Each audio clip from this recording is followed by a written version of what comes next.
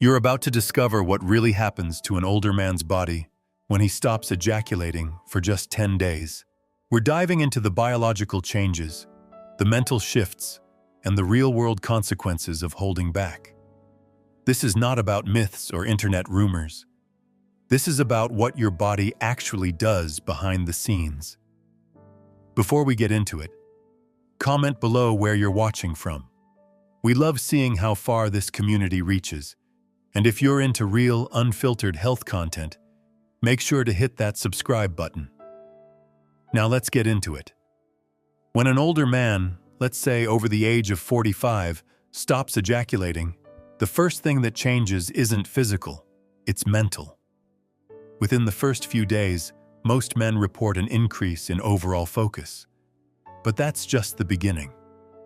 Inside the body, something fascinating begins to unfold. After about 2 or 3 days without ejaculation, testosterone levels may start to subtly rise.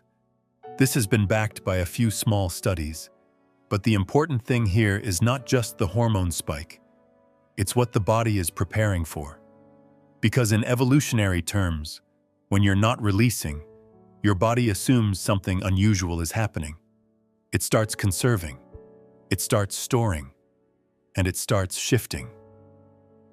Your prostate, for example, begins to feel the buildup first. For older men, especially those with benign prostatic hyperplasia or an enlarged prostate, this can go one of two ways. In some, retention can lead to a sense of pressure, maybe discomfort. But in others, a short period without ejaculation can actually reduce inflammation. That's right. Abstaining for just a few days can give the prostate a break, helping it reset. And it doesn't stop there. By day 5 or 6, energy levels often change. Not for everyone, but many older men report a kind of internal charge, a feeling like they're operating on a different frequency, more clarity, more presence, and yes, sometimes more irritability. That's your body holding on to resources it usually lets go of. It's no longer on autopilot, it's paying attention.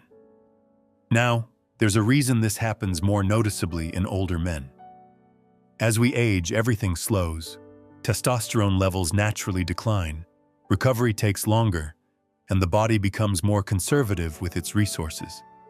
So when you interrupt the usual cycle of release, the shift becomes more pronounced. But here's where it gets even more interesting. Around day 7, the brain begins to adapt. The hypothalamus, the part of your brain responsible for regulating hormones, temperature, and emotional responses, starts recalibrating. It notices the buildup. It sends signals that something's changed. Libido might spike. Dreams become more vivid. Some even experience what's known as erotic overflow, dream-based release. This is your brain's way of coping with the increased pressure. It's not just desire. It's biology trying to maintain balance. By the 8th or 9th day, you might start to feel a surge of competitiveness, a heightened sense of drive. It's not coincidence. Studies on abstinence have shown that some men experience increased confidence and assertiveness after periods without ejaculation. This isn't just mental, it's chemical. The body starts producing more dopamine and norepinephrine. These are the same chemicals tied to motivation and reward.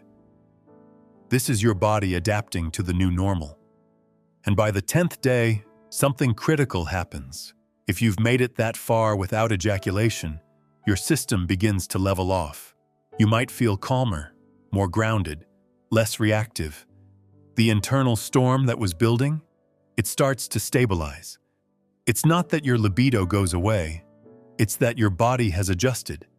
It now operates on a slightly different rhythm. And here's the fascinating part.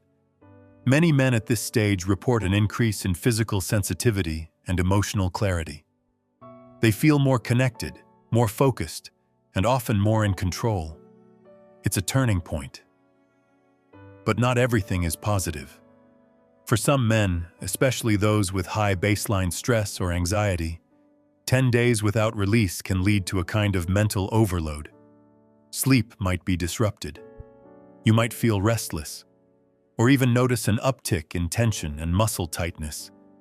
That's your nervous system trying to process what's essentially a biological buildup. So what's the takeaway? The effects of 10 days without ejaculation aren't one size fits all. For older men, it can unlock energy, boost hormones, and sharpen focus. But it can also challenge your patience, shift your mood, and stir up emotions you didn't expect. It's a journey, and it's not over yet. So you've hit the 10-day mark. No ejaculation, no release, just you, your body, and a quiet transformation that's been building under the surface. What now? Well, this is where it gets real. After 10 days, the body doesn't just go back to normal. It begins to adjust to this new pattern. And for older men, this adjustment phase is where the most dramatic shifts can start to show themselves. If you've made it this far, you've probably already felt the tension, the energy, the restlessness, and maybe even the increased focus. But what's coming next is deeper. Because at this point, your body starts thinking long-term. Your hormone regulation begins to settle into a different baseline. The sharp rises in testosterone, they plateau. Your body starts saying, okay, this is how we're doing things now. You stop swinging between high and low and instead enter what some researchers call a stabilized optimization state. It sounds complicated, but it's actually pretty simple. Your body is no longer reacting, it's adapting. You may feel less distracted by urges. That constant hum of background sexual tension can quiet down. Not for everyone, but for many older men, this is a noticeable shift. It's not that the drive goes away, it's that your control over it improves. And that's a powerful thing. In a world constantly pulling your attention in every direction, regaining a sense of control over your own biology, that hits different. Around day 12 to 14, something unexpected often surfaces. Emotional awareness. Sounds strange, right? But the truth is, sexual energy isn't just physical. It's deeply tied to emotional processing.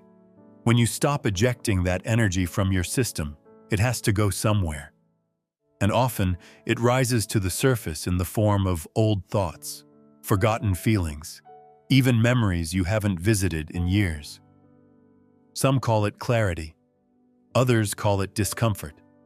But make no mistake, this is your system reorganizing itself. Now here's a question we get a lot. Does this mean older men should just stop ejaculating altogether?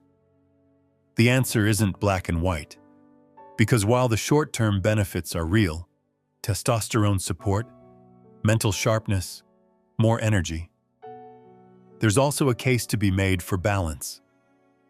Regular, healthy ejaculation is linked to prostate health, improved sleep, and reduced stress. The key is finding your rhythm. Maybe 10 days is too long for you. Maybe it's perfect. The only way to know is to listen to your body. Track how you feel. Watch your moods, your energy, your clarity. That's your blueprint, not the internet, not trends. You. Now here's something most people won't tell you. When you go past 10 days, especially as an older man, your body doesn't just shift hormonally. It begins to behave differently at a cellular level. There are early studies suggesting that short-term abstinence might improve sperm quality, DNA stability, and overall seminal health. And while that might not sound like a big deal if you're not looking to have kids, it actually points to something deeper: improved biological integrity. That means your body's internal systems are communicating more effectively. There's less hormonal noise, less systemic inflammation, more balance. But, and this is important, that doesn't mean more is always better. Because around the 2-week mark, the risks of prolonged retention begin to creep in. Sleep might suffer. Muscle recovery can slow down. You might feel edgier, especially if you don't have an outlet for that energy, like exercise, breathwork, or meditation. The key is using the energy, not storing it forever. Think of it like charging a battery. If you never plug in your device, it dies. But if you leave it charging forever without using it, it overheats. Same concept here. Retention is a tool, not a lifestyle. Unless it's part of a very specific practice, like celibacy or spiritual training, most older men benefit from short cycles of abstinence, 5 to 10 days, maybe 2 weeks, followed by healthy release.